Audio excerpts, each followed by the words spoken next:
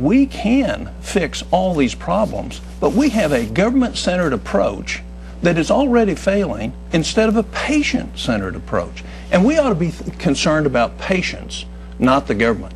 And there's 11 studies out as of this morning that said both the House bill and the Senate bill will raise premiums, not lower them. That includes the Joint Tax Committee and the Congressional Budget Office, as well as 9 other independent analyses. So do we all want to solve health care? Yeah.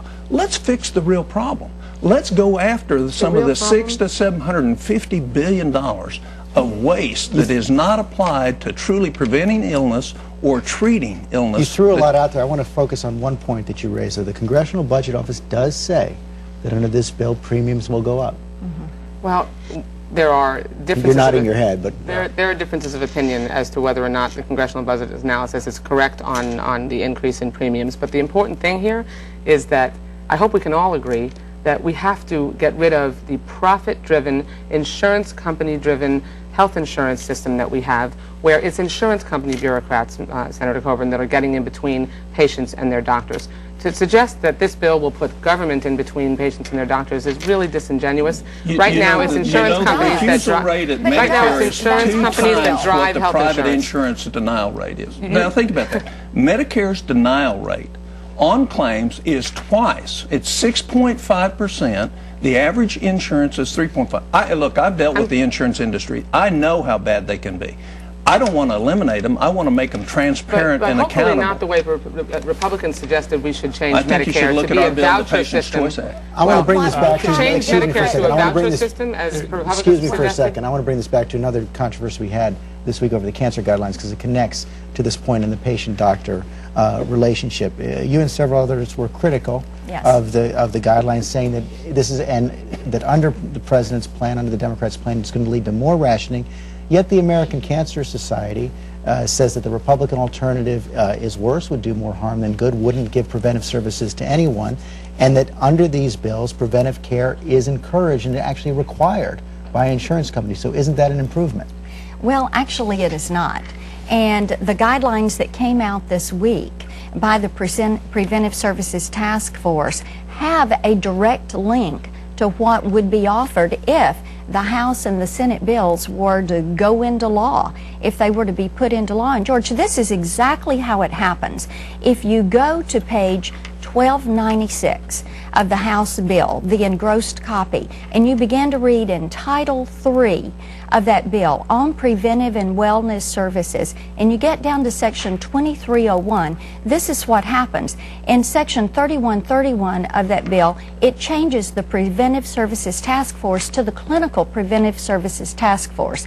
Then you go back and you see that that task force on preventive clinical services is tasked with rating A, B, C, D, or I, all preventive services. Then you go back into Section 222 of the bill, well, and it says, this bill, but yes, I have read this bill, and that indicates what will be paid or covered. And this is where the actual link comes, and I'll read it for you. In Section 2301, it says, all recommendations of the Preventive Services Task Force, that's the group that did the mammograms, and the Task Force on Community Preventive Services as in existence on the day before the date of the enactment of this act shall be considered to be recommendations of the task force on clinical preventive services. The point is that the guidelines they become the law. They become the law, the mandate. No, they would not be. And yes, they do. What's unfortunate is that the Republicans and Ms. Blackburn have, for the first time, politicized breast cancer. That is incorrect. No, it is not. And I'm as you know, as a breast cancer survivor, Marsha. It's in the bill, Debbie, and I have great respect. Yeah. As a breast cancer survivor, I came out against these recommendations. Every major cancer organization has come out against these recommendations. The task force language in that bill actually makes sure that preventive services like mammograms and colonoscopies and other cancer screenings would be free.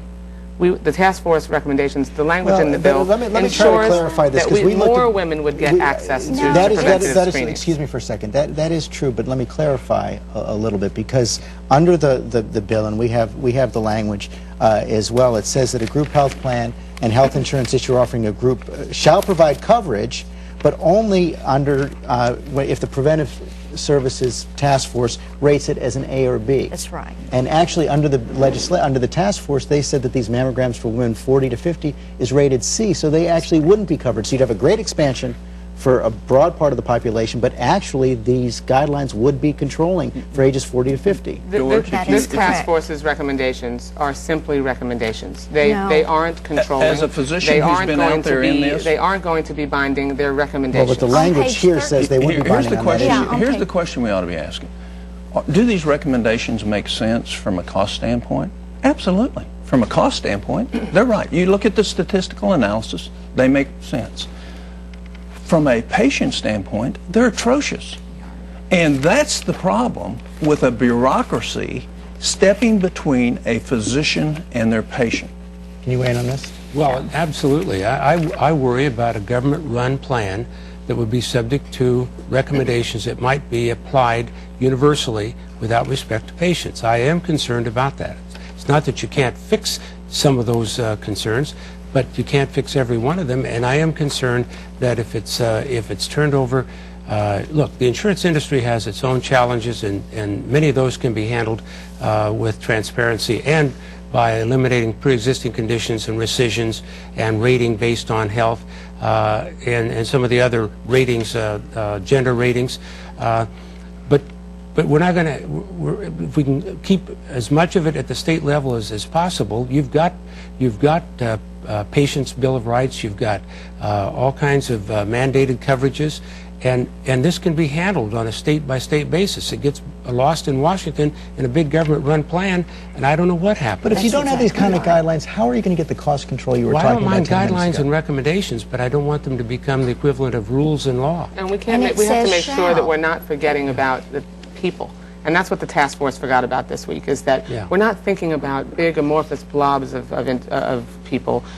These recommendations say that we can trade one life to save the angst and anxiety in a larger group of women, and that's totally inappropriate, but that's also why major experts, medical experts, the Cancer Society, the Komen Foundation, all came out against this, and that won't be controlling in the final legislation. No. So you're saying the legislation is going to be changed? But Marsha, I would invite you. I would invite you to co-sponsor. To work together on a motion to instruct and get this language out of here, because on page 1318 it does mandate it.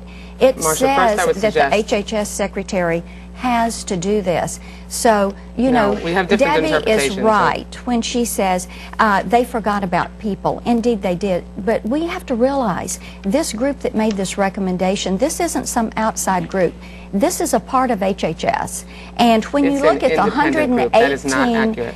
When you look at the 100, no, it is a part of HHS. No, it is not. And when you look at what is going to happen with these 118 new bureaucracies, with 62 directives that are given by the Health Choices Commissioner on what insurance can be offered in this country after 2013 and what is going to be paid, you know that this is the bureaucrat in the exam room. This is how it's going to happen. And this is the first step. This is breast cancer. In between the patient and her doctor like that, and we need to get rid of those. We need to get rid of all of those insurance bureaucrats. I'm going to have to stop this right now. And Senator, before you go, and I know this is your least favorite subject, but Doug Hampton, Senator Ensign's chief of staff, has given an interview to Nightline, which is going to air tomorrow night, where he says that you were an intermediary between him and Senator Ensign. I want to show that for a second. Tom Coburn said what I would do, Doug, if I was you, is I would have them buy your home, give you $1 million so you could get started over, and that's what I'm willing to help you negotiate. And what happened? John said, no can do. Not going to happen. Is he telling the truth? No. Flat no? No. You did not serve as an intermediary? Oh, I did. No, there's no question. Look, my whole goal in this thing was to bring two families to a closure of a very painful episode. And there's no question that Doug called me and said, will you talk to John about solving a problem? And so I called John Ensign and said, do you want me to talk to him? He said yes. But, you know, the question that's worrisome is, what is the motivation now for this? Doug obviously asked to have some remuneration for the injury that he had. And in the private sector, that happens all the time. but there was no negotiation. There was a, I'll pass it along, or yes, I won't. Senator, thanks very much. Thank you all very much. Thank you.